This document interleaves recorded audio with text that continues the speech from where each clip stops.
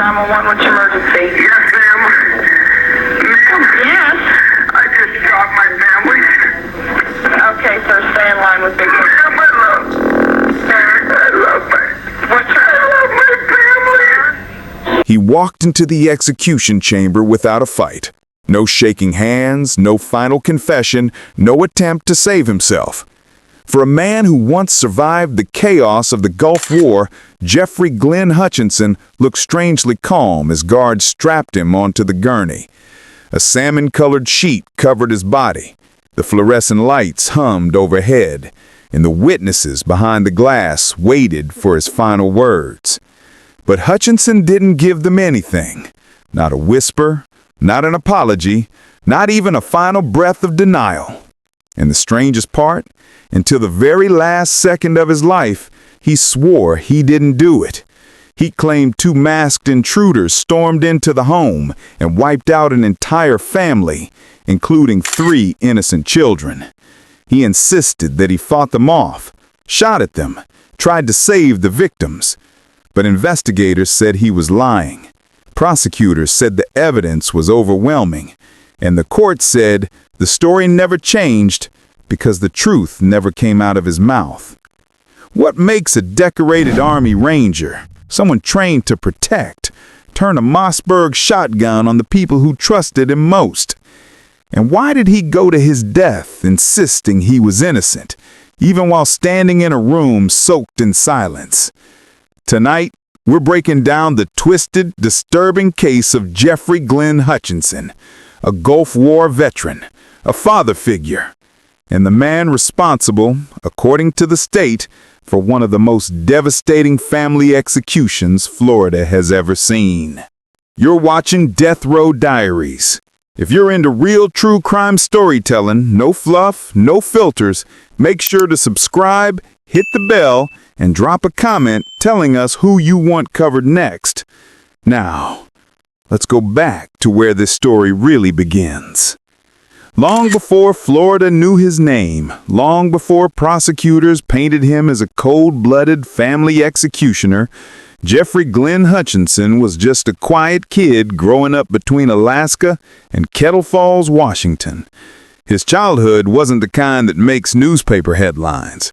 No violence, no trauma, no early warning signs of a future killer. He struggled with ADHD, bounced between jobs, and lived the kind of small-town life that wouldn't make anyone look twice. If anything, people trusted him. He worked as a mechanic, a security guard, a dependable presence who didn't cause trouble. When he signed up for the military, friends said he seemed proud, like he'd finally found a purpose. And for a while, it looked like he did. Hutchinson became a paratrooper, an Army Ranger, a soldier assigned to Operation Desert Storm. But something changed over there. Soldiers around him noticed. Family members definitely noticed. The man who came home wasn't the person who left. His mother said he seemed off, like he was carrying something heavy but refusing to talk about it. His siblings saw the difference too. Mood swings, paranoia, insomnia, emotional shutdowns. War does things to people. And for Hutchinson, that change would follow him all the way into the darkest chapter of his life. 2 marriages collapsed. His temper grew sharper. His world got smaller. And in the middle of that slow unraveling, he met a woman who believed she was building a future with him. She had no idea she was walking into a nightmare. But the signs were already there. They were always there. And by the time Renee Flaherty realized the truth, it was already too late. Renee was a hard-working mother of 3, Amanda, Logan, and Jeffrey. She wasn't someone who lived a reckless life. She worked, she parented, she kept things together the best she could. When she met Hutchinson, she thought she'd found stability, a man who could be a partner, a father figure, someone safe. They moved fast, too fast, according to some of her friends. Within months, they were living together, a blended family under one roof. Florida sun outside, kids running around, A man who said he'd been broken by war, trying to build something new.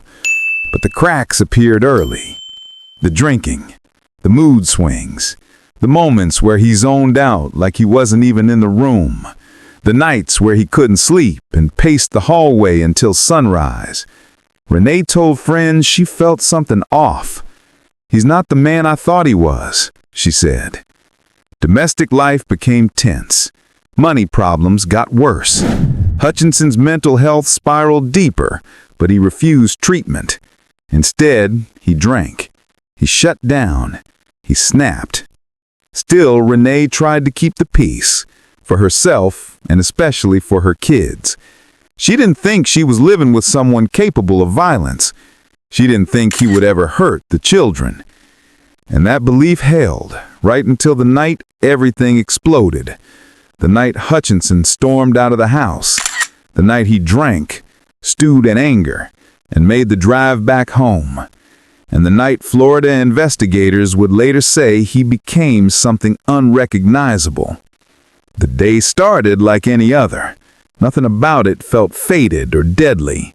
But behind closed doors, the tension in that house snapped like a live wire. No one knows exactly what sparked it. Maybe money. Maybe jealousy, maybe something small that turned into something catastrophic. But neighbors heard yelling. Renee's friends received worried phone calls, and Hutchinson began packing his clothes, guns, and gear like he was preparing to leave for good. He stormed out the door. He left Renee and the kids behind, and he headed straight to a bar. The bartender remembered him clearly. He wasn't there to unwind. He was there to fuel something burning inside him.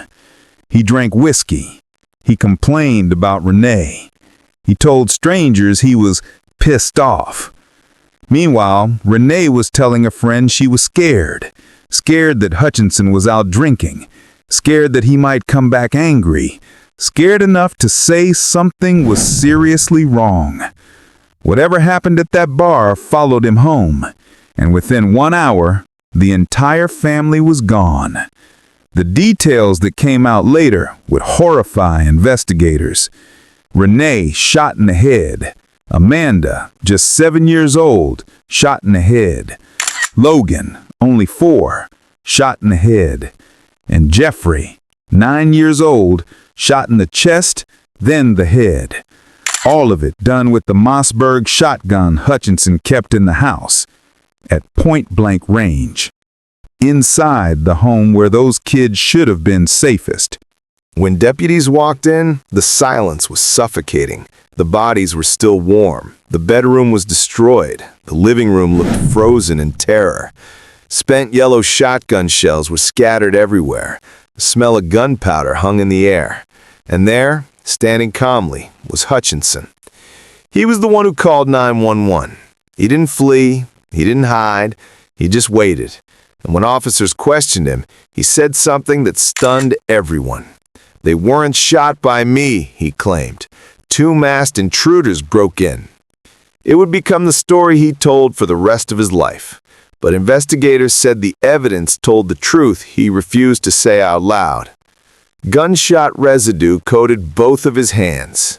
Tissue from little Jeffrey was smeared on his pant leg. And the clothes he wore, they carried biological traces from the victims. Evidence that doesn't magically appear unless you were right there. Yet the moment investigators asked what happened, Hutchinson delivered a story he would repeat for decades. Masked intruders attacked us.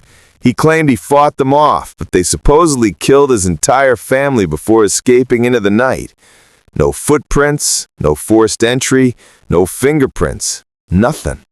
But he clung to that story like it was a lifeline, and he never let it go, not even in his final days. But as the investigation moved forward, the case only grew stranger, because what came next didn't just delay justice, it almost derailed the entire trial. What should have been a straightforward murder trial turned into a circus. Hutchinson burned through lawyers like matches. Fire one, hire another. Fire that one, ask to represent himself, then change his mind again. every time the court tried to set a date, something collapsed. 6 delays, then a 7th, then another. At one point, the prosecutors suffered a heart attack, pushing things even further. The judge finally ordered a full mental competency evaluation just to figure out whether Hutchinson could even understand what was happening. Years ticked by as the case turned cold, witnesses aged, and the community wondered whether justice would ever come. But when the trial finally began, the truth unfolded section by section, and the evidence hit like a hammer.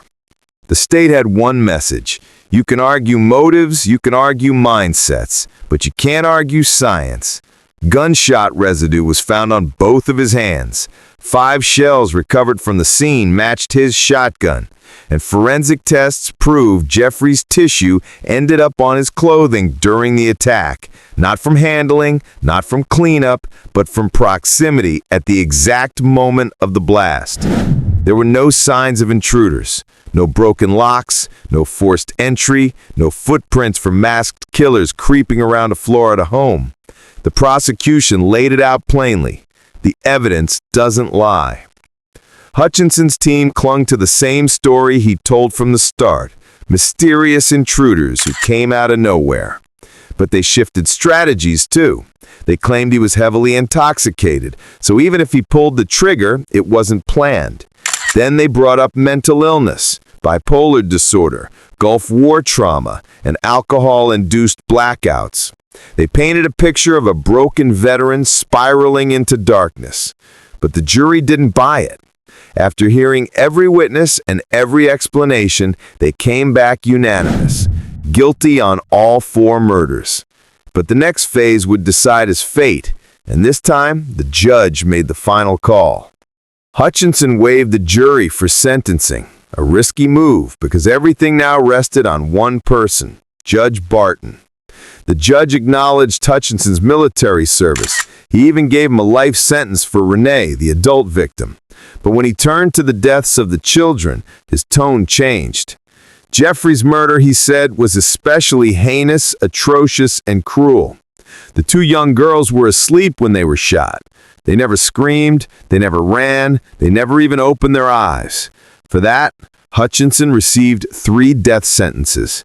And from there, the rest of his life became a cycle of appeals that never stopped coming.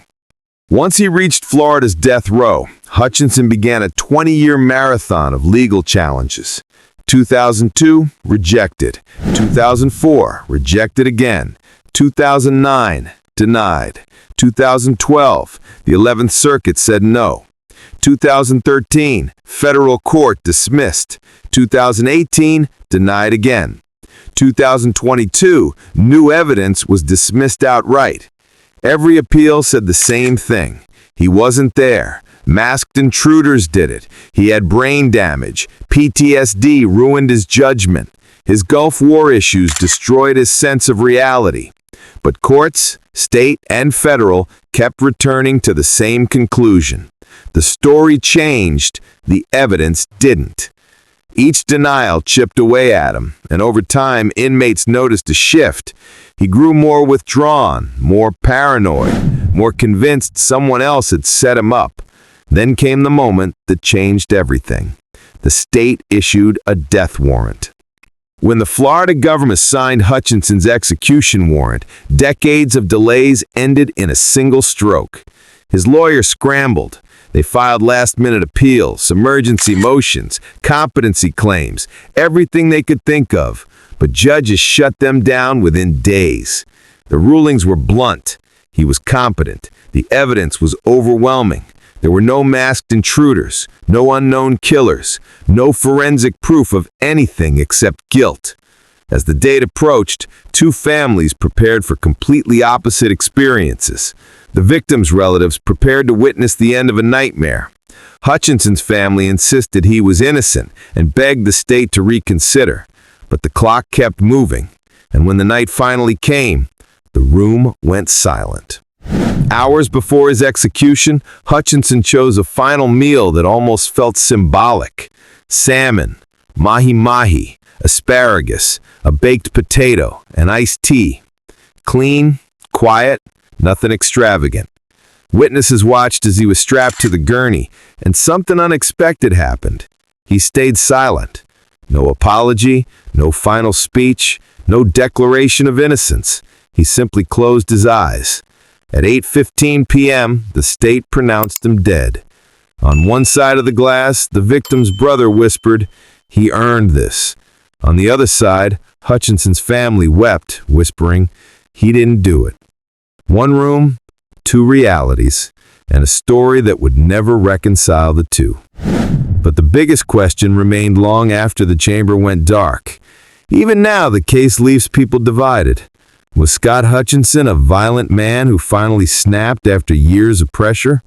Or was he a veteran, scarred by war, spiraling through mental collapse and alcohol-driven chaos? And the biggest question of all, if he was guilty, why did he go to his grave insisting masked intruders slaughtered his family? Some say it was denial, others say it was trauma, and a few still believe his final claim, that the real killers were never caught. In the end, the truth died with him.